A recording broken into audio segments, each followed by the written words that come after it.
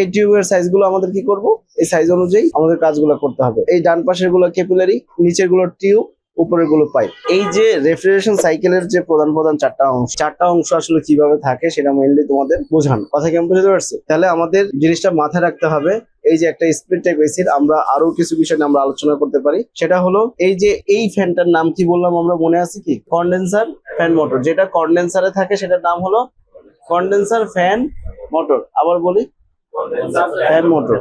আর এই যে ভিতরে একটা ফ্যান থাকে না, এটার সঠিক নাম হলো ক্রস ফ্যান। এটার সঠিক নাম কি?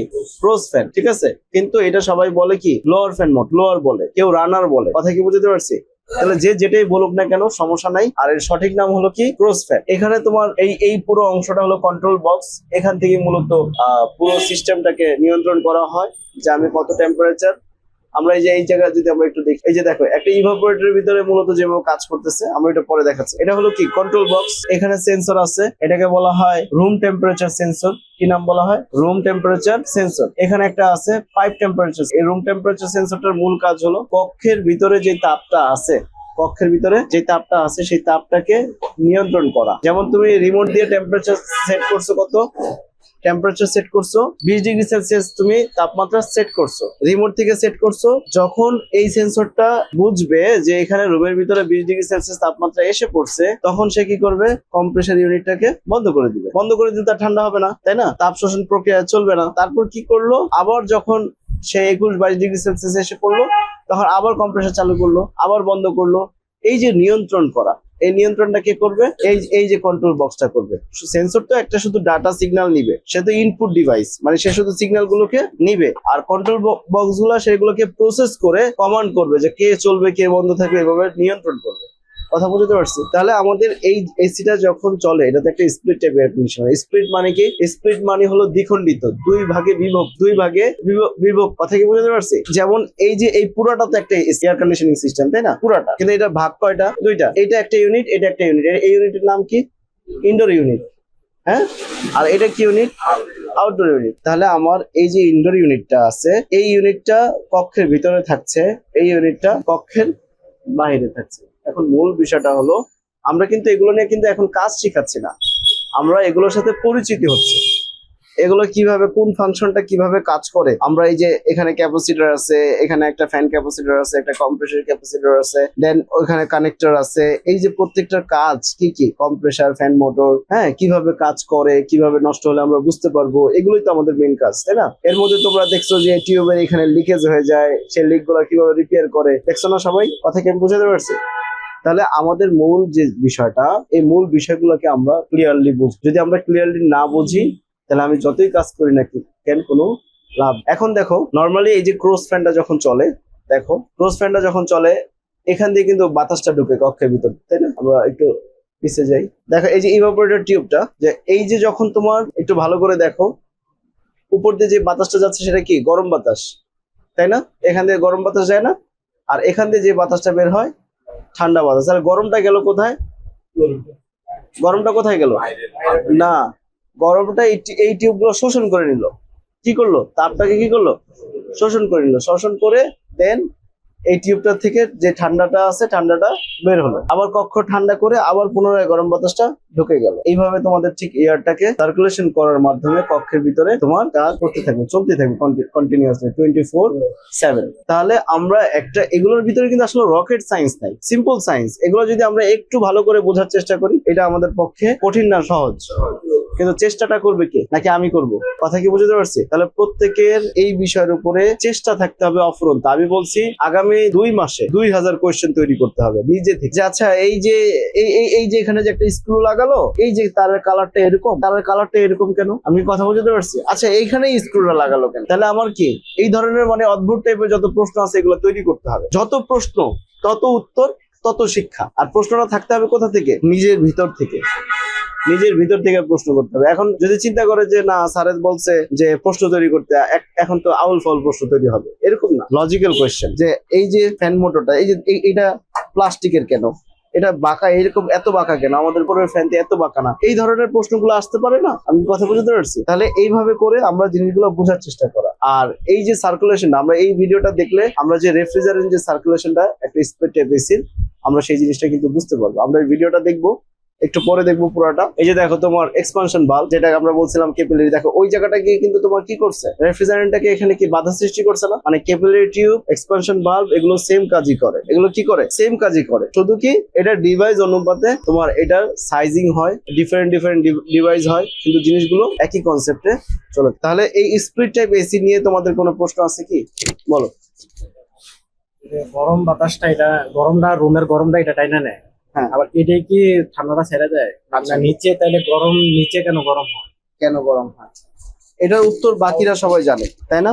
আমরা এই জিনিসটা বোঝার জন্য আমাদের রেফ্রিজারেশন সাইকেলটাকে আগে ভালো করে বুঝতে হবে। তোমরা তো প্রথম 1 তারিখে তো ভর্তি হও না, হয়েছে তোমরা কয় তারিখে? 3 তারিখে। তাহলে এই 3টা দিন ক্লাস হয়েছে না আমাদের? ওই 3 দিনে কিন্তু এই জিনিসটাই বোঝানো হয়েছে যে তাপ কিভাবে শোষণ করে বর্জন করা হয়। তোমার কথা হলো যে এখানে যদি আমি হিটটা নেই, তাহলে হিটটা গেল কোথায়? কোথাও না কোথাও গেল নাকি? তাহলে এখান থেকে যে হিটটা গেল, সেই হিটটা কিন্তু রেফ্রিজারেন্ট মূলত কি করছে, তাপটাকে শোষণ করতেছে। এই রেফ্রিজারেন্ট বা হিমায়ক, ওর মূল কাজ হলো তাপ পরিবহন করা। তাপ কি করা? পরিবহন করা। তাহলে ও কি করছে, এখান থেকে তাপ শোষণ করতেছে, তাপ শোষণ করে সেই তাপটাকে কি করতেছে, সে পরিবহন করে ভিতর দিয়ে নিয়ে যাচ্ছে। এখানে যখন কম্প্রেসর যখন উচ্চ চাপ প্রয়োগ করতেছে, উচ্চ চাপের ফলে তাপ উৎপন্ন হচ্ছে, এবং তাপ এবং কন্ডেন্সার কন্ট্রোল ডিভাইসে যখন বাধা সৃষ্টি হচ্ছে, কন্ডেন্সারের ভিতরে একটা প্রেসার তৈরি হয়েছে না? প্রেসারের ফলে, হাই প্রেসারের ফলে এখানে কিন্তু উচ্চ চাপ, চাপের ফলে উচ্চ তাপও সৃষ্টি হয়েছে, তাই না? তাহলে সেই তাপটা কি করলো, ফ্যানের মাধ্যমে বের করে দিল। তাহলে এদিক দিয়ে তাপটাকে কি করলো, বের করে দিল। আর এদিক দিয়ে তাপটা কি করলো, শোষণ করলো। তাহলে এদিক দিয়ে তাপ শোষণ করছে, কিন্তু এদিক দিয়ে তাপ বের করে দিল। তাপ কি মূলত রেফ্রিজারেশন সিস্টেম ছাড়া ধরা যায়? মানে আমি তাপটাকে ধরে এই প্রান্ত থেকে ওই বাইরে ফেলে দিলাম, এটা কি সম্ভব? এটা কি কখনোই সম্ভব? সম্ভব না। তাহলে মূলত কি, যে তাপটাকে শোষণ করে তোমার তাপটাকে বর্জন করে। এই যে এই অ্যানিমেশন ভিডিওটাতে একটু লক্ষ্য করবা যে তাপ, এখানে যে তাপমাত্রা গুলো লেখা থাকে সেগুলো একটু বোঝার চেষ্টা করো, দেখলে তোমরা বুঝতে পারবা। তোমাদের কি কোনো প্রশ্ন আছে? আর আমাদের ক্যামেরার পিছনে এক স্টুডেন্ট আছে, বলো কি প্রশ্ন। ভিতরে যাই বলি না, বলো তুমি। ওই যে ফ্যান, কন্ডেন্সার ফ্যান মোটরের যে কথা বললেন, ওই ফ্যান মোটর মনে করেন যে কন্ডেন্সারে তাপটা বর্জন করবে। কন্ডেন্সার তো ফ্যানের পিছনে, এই তাপটা পিছন দিক কেন, এই মানে ফ্যান মোটরের পিছন দিক কেন হলো না? ফ্যান মোটর পাখা কেন বাঁকা, মানে সিস্টেম অন্যরকম? এগুলো বুঝতে পারছি এখন। আচ্ছা, ও সুন্দর প্রশ্ন করছে যে এই কন্ডেন্সারটা ফ্যানের পিছনে কেন, তাই না?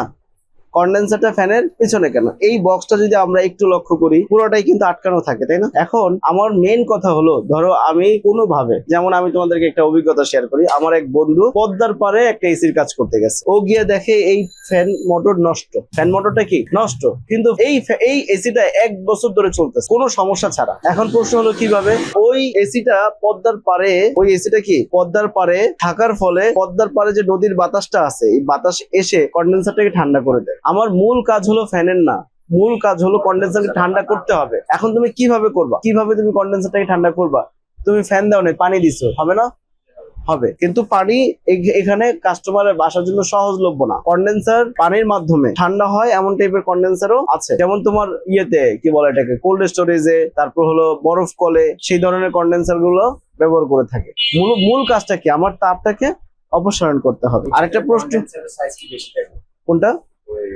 ডিভাইস যত বড়, সাইজ তত বড়। আবার বিষয়টা এরকম না যে এখানে হলো শক্তির খেলা, খেলাটা হলো কি শক্তির, তাপের। এখন আমি ছোট জিনিস তৈরি করলাম কিন্তু এর শক্তি বেশি। আমি একটা গাড়ি তৈরি করলাম, এমন একটা গাড়ি তৈরি করলাম স্টার্ট করলেই 500 কিলোমিটার পার আওয়ার। আবার আরেকটা অনেক বড় গাড়ি তৈরি করলাম, কিন্তু ও চলে হলো 50 কিলোমিটার পার আওয়ার। তাহলে বড় হলেই যে ব্যাপারটা এরকম হবে যে তার গতি বেশি হবে, ব্যাপারটা এরকম না। অনেক বড় ডিভাইস ছোট করে তৈরি করা হয়, কিন্তু ওর শক্তি অধিক। এখন আরেকটা প্রশ্ন হলো, তুমি কি এটা কি উত্তর পাইছো যে কন্ডেন্সারের মূল কাজটা হলো আমার এখান থেকে তাপটা অপসারণ করতে হবে। এখন কিভাবে করতে হবে, ডাজন্ট ম্যাটার, করতে হবে। কিন্তু আমার এই তাপ যদি অপসারণ না করে, প্রেসার আরো হাই হয়ে যাবে, কম্প্রেসার নষ্ট হয়ে যাবে। এখন আসো এই ফ্যান মোটরের পাখা এত বাঁকা কেন, এটা তোমার প্রশ্ন। আমি তো এই প্রশ্ন তোমাদেরকে শিখাই দিলাম, তারপর তুমি একই প্রশ্ন করলা।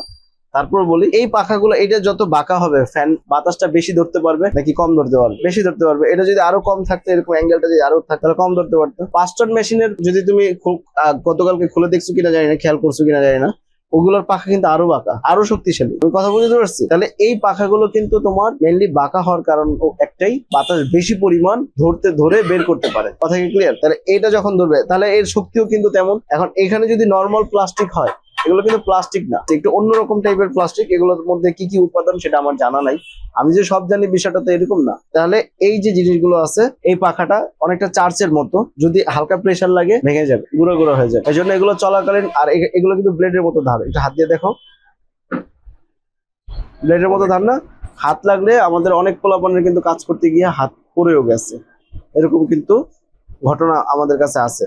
এই জন্য খুব সতর্কতার সাথে কাজ করতে হবে, যেন কোনোদিন আমাদের এই কাজ করার সময় একটু দূরে থাকা। আচ্ছা, আর কারো কোনো প্রশ্ন আছে কি? শুধু আজকে ইন্ট্রোডাকশন দিলাম যে আসলে এগুলো মূলত কিভাবে কাজ করে, এগুলো প্রত্যেকটা প্রবলেম কিভাবে ফাইন্ড আউট করবো, এগুলো আমরা একটা একটা করে শিখবো। এগুলো কিন্তু আমাদের চাইলেই মানে একদিনে সব শেখা সম্ভব না। আমাদের এই শুধু কম্প্রেসারের উপরে ক্লাস আছে প্রায় 1 সপ্তাহের মতো, ক্লাস আছে শুধু কম্প্রেসারের, ঠিক আছে? কম্প্রেসারের উপরে ক্লাস আছে প্রায় 1 সপ্তাহের মতো, যে কম্প্রেসার কিভাবে কাজ করে, কম্প্রেসার কিভাবে প্রবলেম ফাইন্ড আউট করে, কম্প্রেসার কি, কম্প্রেসার কাকে বলে, এই ইত্যাদি ইত্যাদি, এগুলো নিয়ে প্রায় 1 সপ্তাহ শুধু কম্প্রেসারের উপরে ক্লাস হবে। গ্যাস ওয়েল্ডিং আছে, গ্যাস ওয়েল্ডিং কিভাবে কাজ করে, কিভাবে কাজ করতে হয়, এগুলো নিয়েও প্রায় 1 সপ্তাহের মতো জব আছে। তা আমাদের এরকম কন্টিনিউয়াসলি চলতে থাকবে। ইনডোরের সেন্সর থাকে দুইটা, থাকে নর্মাল এসি গুলোতে দুইটা থাকে। একটা হলো রুম টেম্পারেচার সেন্সর, যদি কোনো কারণে এই যে সেন্সরটা আছে, এই সেন্সরটার কাজ হলো কক্ষের তাপমাত্রাকে নিয়ন্ত্রণ করা। আর এখানে একটা টেম্পারেচার, এখানে পাইপ টেম্পারেচার সেন্সর আছে। এই পাইপ টেম্পারেচার সেন্সরের কাজ হলো যদি কোনো কারণে এই যে সেন্সরটা, এই যে অনেকটা কাইন্ড অফ তাবিজের মতো, হ্যাঁ তাবিজের মতো, কিন্তু এটাকে তাবিজ বলা যাবে না, এটাকে বলা হয় পাইপ টেম্পারেচার সেন্সর। এটার মূল কাজটা হলো যদি কোনো কারণে এখানে ময়লা জমে যায়, তাহলে এখানে বরফ জমে যাবে। কি হবে? বরফ জমে যাবে। এই বরফটাকে যদি জমে যায়, তাহলে বরফ জমতে জমতে জমতে জমতে এই ফ্রন্ট কভারটা আছে না, ভেঙে যাবে। ফ্রন্ট কভার ভেঙে যাবে, এসিটাতে বিভিন্ন রকম সমস্যা দেখা দিবে। এই জন্য এই যে সেন্সরটা, ও যখনই এখানে ময়লা জমে বরফ জমে যাবে, বরফ আসা শুরু করবে, সাথে সাথে ও সেন্সর সিগন্যাল দিবে যে এখানে বরফ আসে। সিগন্যাল দেওয়ার সাথে সাথে কম্প্রেসারকে বন্ধ করে দিবে। তাহলে সে কি বরফ আসবে? আর আমি কি জিনিসটা বোঝাতে পারছি? তাহলে মূল বিষয়টা কি? মূল বিষয়টা হলো এক একটা ডিভাইসের এক একটা কাজ। আচ্ছা ভাই, আমার যে ডান হাতের কাজ আর বাম হাতের কাজ কি এক? আমার মাথার কাজ আর আমার পেটের কাজ এক? প্রত্যেকটার কাজ ভিন্ন ভিন্ন, কিন্তু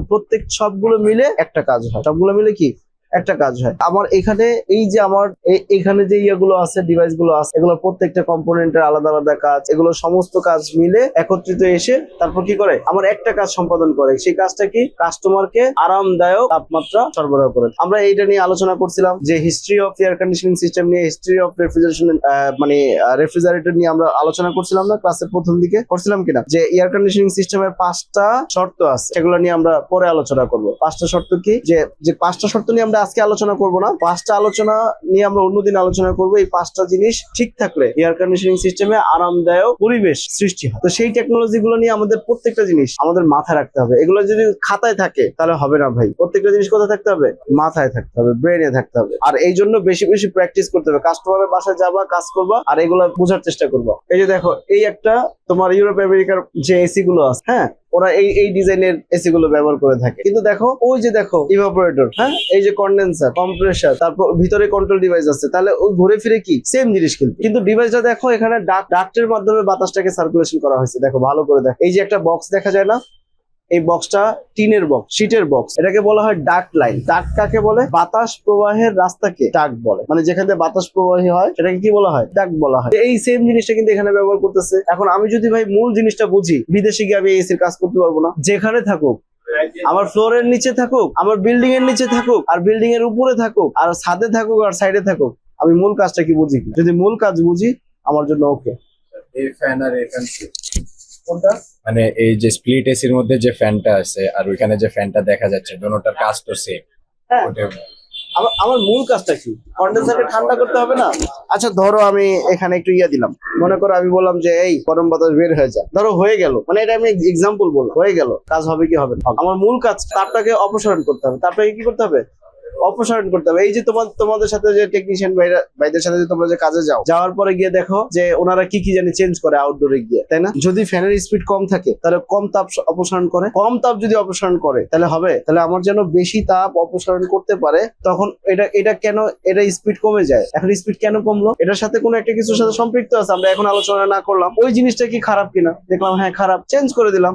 ওকে, মানে আমরা বলতেছি যে আমাদের মানে মূল জিনিসটা কি বুঝি কিনা, মূল জিনিসটা বুঝছি, দ্যাটস এনাফ।